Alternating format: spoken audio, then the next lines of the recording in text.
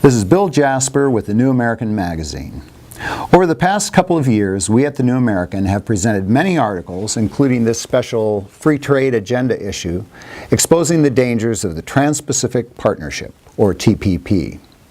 It is a regional trade agreement aimed at integrating the economic, legal, and political systems of Australia, Brunei, Canada, Chile, Japan, Malaysia, Mexico, New Zealand, Peru, Singapore, Vietnam, and the United States. As such, it proposes a radical, unconstitutional transformation of our republic and of the entire governing structure of our nation.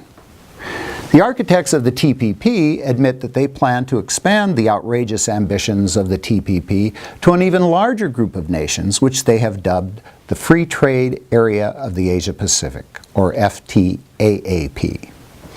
The Peterson Institute for International Economics is one of the premier globalist think tanks and a key promoter of the TPP. A Peterson Institute study states that, quote, "The TPP is regarded as an interim arrangement or stepping stone toward a broader region-wide free trade area of the Asia-Pacific," end quote.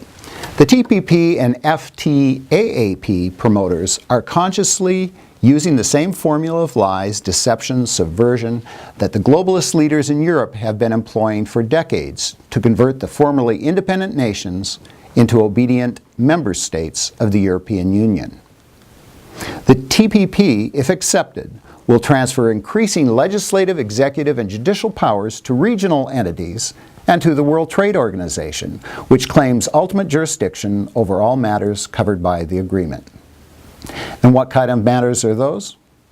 Since all negotiations have been held in secrecy, we can only report on the issues that the U.S. Trade Representative's Office admits the TPP covers, which include customs, telecommunications, investment services, technical barriers to trade, sanitary and phytosanitary measures, intellectual property, regulatory coherence, development, non-conforming measures, and cross-border trade in services, rules of origin, competition, agriculture, textiles, and environment.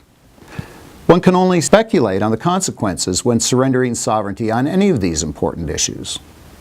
WikiLeaks, an internet whistleblower site, leaked one chapter of the text in late 2013. It showed the dangers the TPP presents to alternative independent media and the right of citizens to communicate via the internet. The TPP would, in effect, implement the anti-freedom measures of two badly misnamed bills that failed to pass Congress, the Stop Online Piracy Act, or SOPA, and the Anti-Counterfeiting Trade Agreement, ACTA. These bills would have drastically affected internet freedom, allowing virtually anyone, but especially the ruling powers, to stop the publication of anything they find objectionable by claiming copyright infringement.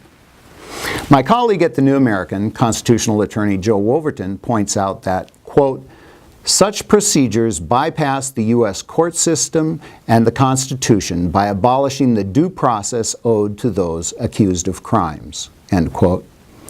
And notes Wolverton, quote, "The TPP is an attack on our laws, our courts, our freedom of expression, our Constitution, and our sovereignty," end quote. For more information on how you can stop the TPP, please visit us at thenewamerican.com.